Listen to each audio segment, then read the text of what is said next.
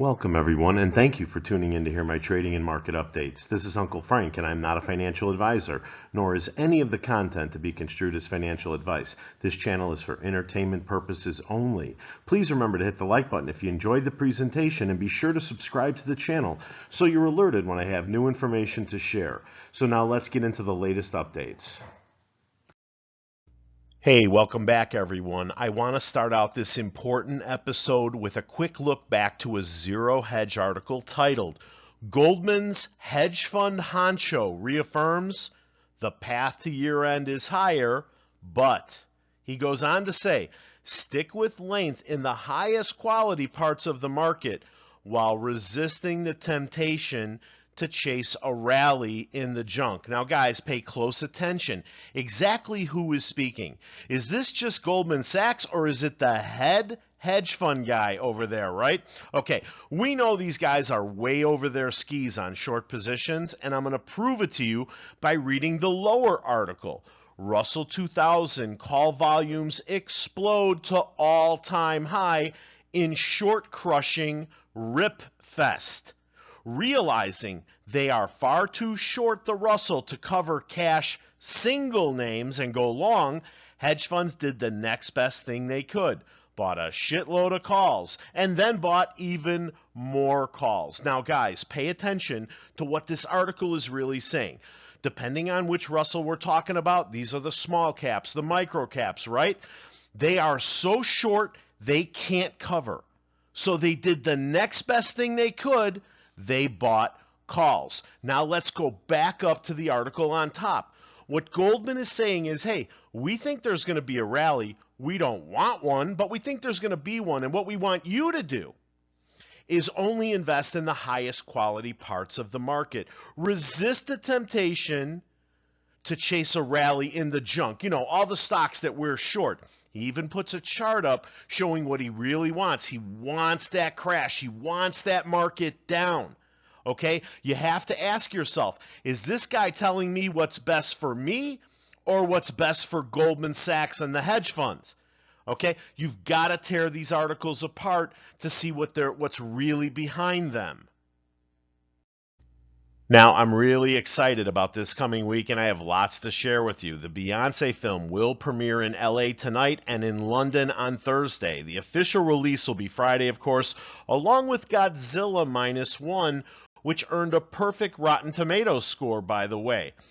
Monday, 10 a.m. Eastern Time, we'll get new home sales, but we're also going to be getting a lot of news about how the consumer did over the Black Friday weekend. Tuesday, the 28th, 9 a.m., Case-Shiller Home Price Index, but more important, at 10 a.m., consumer confidence. Wednesday, a big number, 8:30 a.m. GDP and advanced retail and wholesale inventories. GDP, very important.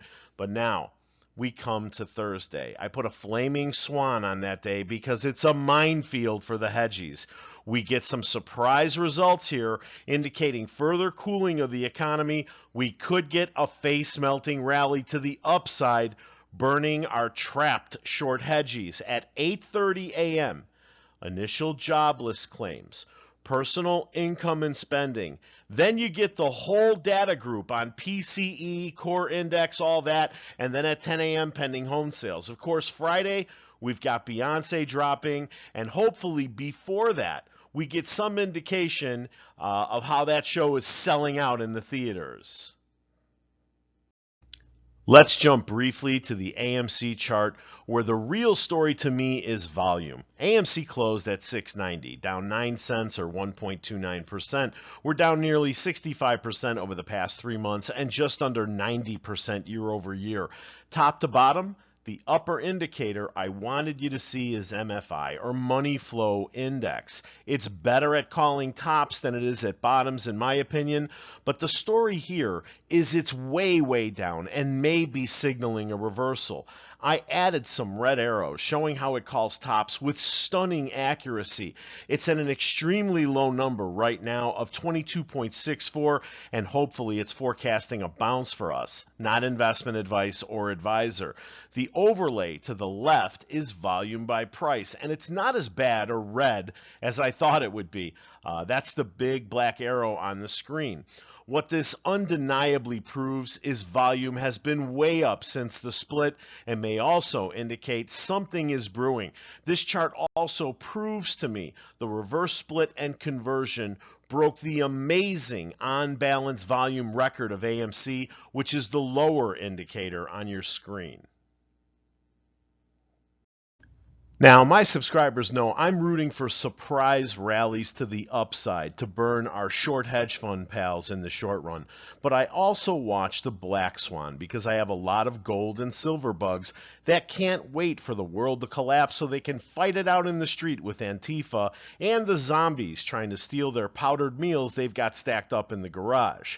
From Zero Hedge again, skyrocketing governmental debt threatens financial collapse. We just read that the federal government is running its largest deficit as a percentage of GDP outside of World War II period. Another great achievement. That's sarcasm.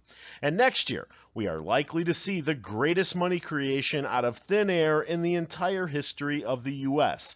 The Fed has to create ways to finance the record deficits by the creation of new money.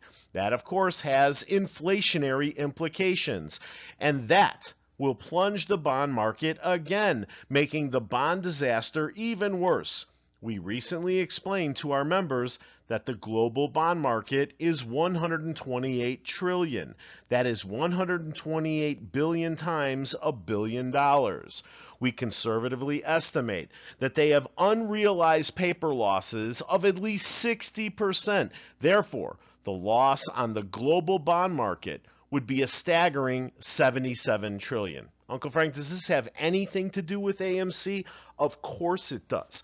Many of our enemies are prime banks and brokers that have billions in unrealized losses on their balance sheets on top of billions in securities sold yet not purchased. The article continues. How will that be handled? The only way is to pretend that the losses don't exist and make sure that accounting rules don't force the losses to be realized by marking to market.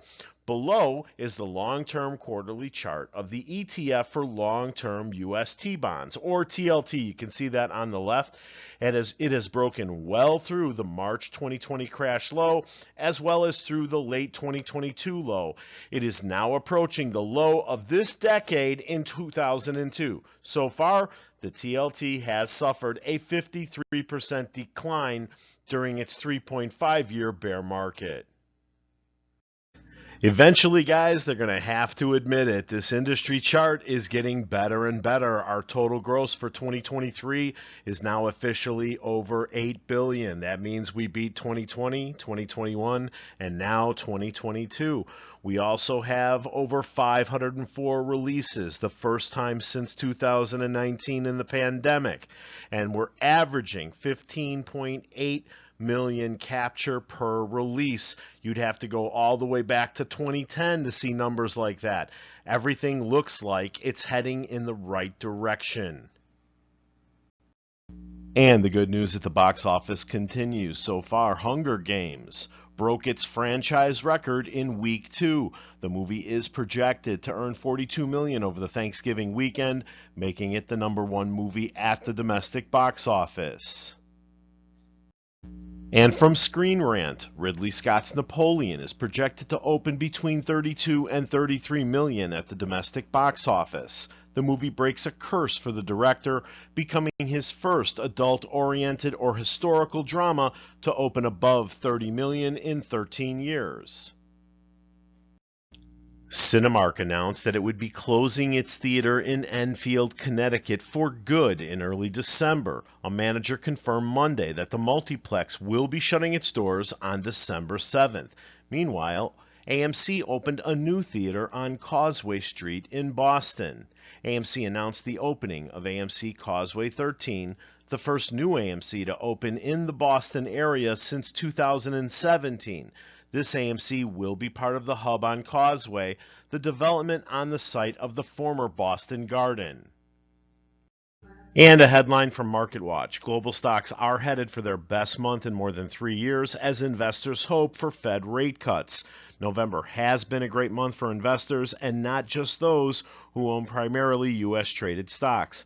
Markets in China, Latin America, and beyond have rallied in November, helping to push one of the most popular benchmarks of international equity performance to the cusp of its best month in more than 3 years.